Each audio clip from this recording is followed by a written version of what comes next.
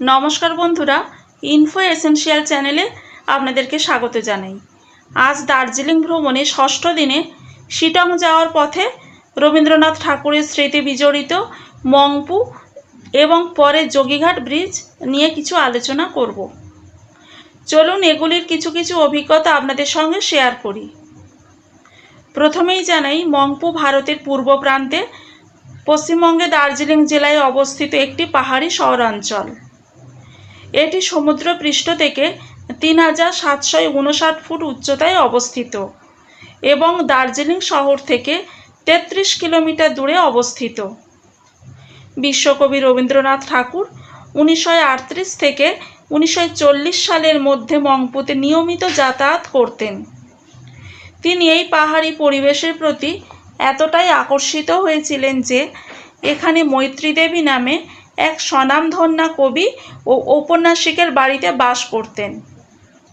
মৈত্রী দেবী ছিলেন সিনকোনা ডাইরেক্টরেটের অধিকর্তা ডক্টর মনমোহন সেনের স্ত্রী। পরাধীন বাংলায় বোটানিক্যাল গার্ডেনের অধ্যক্ষ হয়ে কলকাতায় এলেন থমাস অ্যান্ডারসন।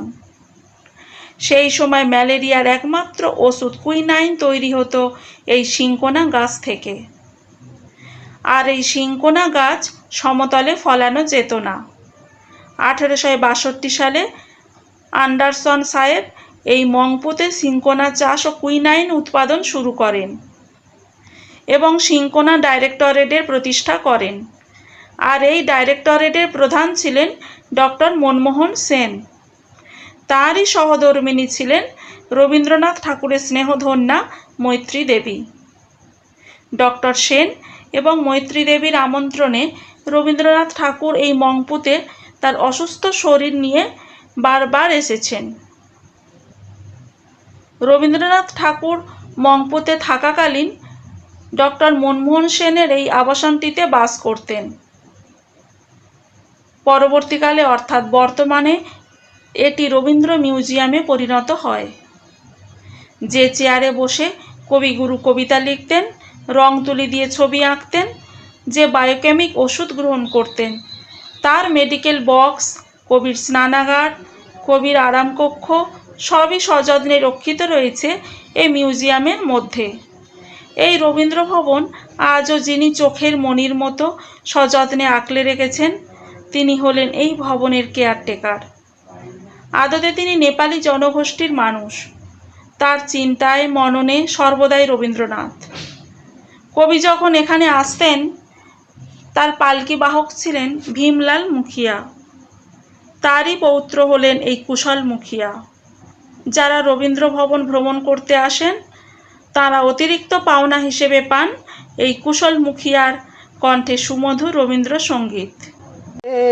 আছো তুমি আমার গানের পারে, আমার সুরগুলি পাইছো আমি পাইনে তোমারে, দাঁড়িয়ে আছো তুমি আমার গানের পারে।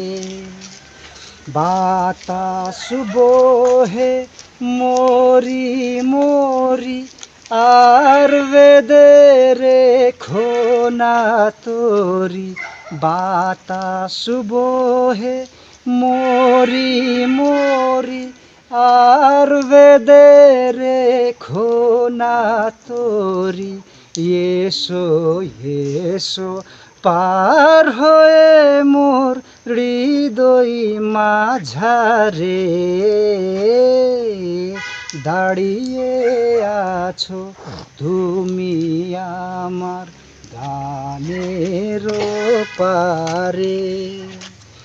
তোমার সাথে গানের খেলা দূরের খেলা যে, বেদনাথে বাঁশি বাজাই সকাল বেলা যে, কবে নিয়ে আমার বাঁশি বাজাবে গো আপনি আছি আনন্দময় নীরব রাতের নিবিড় ধারে দাঁড়িয়ে আছো তুমি আমার গানের পারে। যারা সরাসরি মংপুতে আসতে চান তারা শিয়ালদা বা হাওড়া স্টেশনে ট্রেনে উঠে নিউ জলপাইগুড়ি নেমে কালিম্পং হতে 40 কিলোমিটার পথ অতিক্রম করলেই সরাসরি মংপুতে পৌঁছাতে পারেন। দার্জিলিং থেকে কালিম্পং হয়েও আপনি মংপুতে আসতে পারেন। বর্ষাকাল ছাড়া যে কোনো সময় আসতে পারেন। মংপুতে থাকার জায়গা হিসেবে বেশ কিছু হোটেলে হোমস্টে আছে, সেগুলি ইন্টারনেট সার্চ করে বুকিং করতে পারেন। তবে এখানে থাকার খুব বেশি প্রয়োজন নেই, এখানে 3-4 ঘন্টা কাটালেই যথেষ্ট। পাহাড়ে ঘেরা নিরবিচ্ছিন্ন সৌন্দর্যের আবরণে ভরপুর মংপুর অন্যতম প্রধান বৈশিষ্ট্য হল অবিচ্ছন্ন শান্ত শীতল নীরব পরিবেশ। নীরবতায় ভরপুর এই শহরটি জুড়ে কেউ যেন চায়ের বাগিচা এবং সিংকোনা গাছের প্যাচওয়ার্ক তৈরি করে দিয়েছে। সবুজে ঘেরা চা বাগানের স্নিগ্ধতা মনকে শান্ত করবে। প্রতিদিনের ব্যস্ততা দৌড়ে যে প্রকৃতির সঙ্গে আমাদের একাত্ম ব্যক্তিগত সম্পর্ক গড়ে উঠতে পারে না, সেই সম্পর্ক যেন একটু একটু করে গড়ে উঠতে থাকে এই পাহাড়ি পথ চলার বাঁকে বাঁকে। এইভাবে পথ চলতে চলতে পৌঁছে যাবেন যোগীঘাট ব্রিজে। রিয়াং নদীর ওপর অবস্থিত যোগীঘাট ব্রিজটি কার্শিয়াং পাহাড় ও মংপু পাহাড়কে যুক্ত করেছে।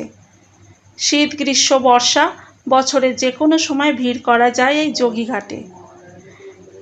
দার্জিলিংয়ে যে অফবিট জায়গাগুলি নিয়ে বর্তমানে চর্চা হচ্ছে তার মধ্যে যোগীঘাট হলো একটি। পাহাড়, নদী, জঙ্গলের অপূর্ব মেলবন্ধন হলো এই যোগীঘাট। এখানে রিয়াং নদীর রূপ এক কথায় অসাধারণ। পাথরে ধাক্কা খেতে খেতে বয়ে চলেছে এই রিয়াং নদী। কোথাও বা আবার পাহাড়ি ঝর্ণার রূপ নিয়েছে এই রিয়াং।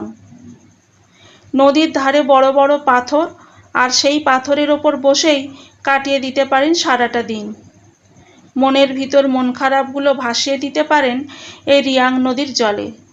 সত্যি না গেলে বিশ্বাস হয় না এত ম্যাজিক রয়েছে এই যোগীঘাটে।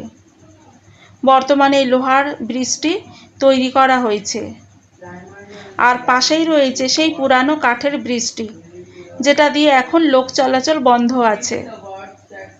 ব্রিটিশ আমলে এই কাঠের ব্রিজটি তৈরি করা হয়েছে, আর বর্তমানে লোহার ব্রিজটি 7 কোটি টাকা ব্যয় করে তৈরি করা হয়েছিল 2015 সালে। বাবা রামদেব এই ব্রিজটি উদ্বোধন করেন, আর সেই থেকে যোগীঘাটের আকর্ষণ আরও বেড়ে গিয়েছে। যোগীঘাট থেকে সহজে পৌঁছানো যায় শিটং। পরবর্তী ভিডিওতে আমি শিটং নিয়ে কিছু আলোচনা করব। আজ এই পর্যন্ত। ভিডিওটা যদি ভালো লাগে একটা লাইক, শেয়ার, সাবস্ক্রাইব করে দেবেন। সবাই ভালো থাকবেন, সুস্থ থাকবেন। দেখা হবে পরের কোনো ভিডিওতে। নমস্কার। দারুণ দিনে দিকে দিকে কান্না উঠেছে, ও গো রুদ্র দুঃখে সুখে এই কথাটি বাজলো বুকে, ও গো রুদ্র দুঃখে সুখে এই কথাটি বাজলো বুকে। তোমার প্রেমে আঘাত আছে, নাই কো অবহেলা, নয় নয় নয় ই মধুর খেলা। তোমায় আমায় সারা জীবন সকাল সন্ধ্যাবেলা, নয় নয় নয় ই মধুর খেলা। Thank you.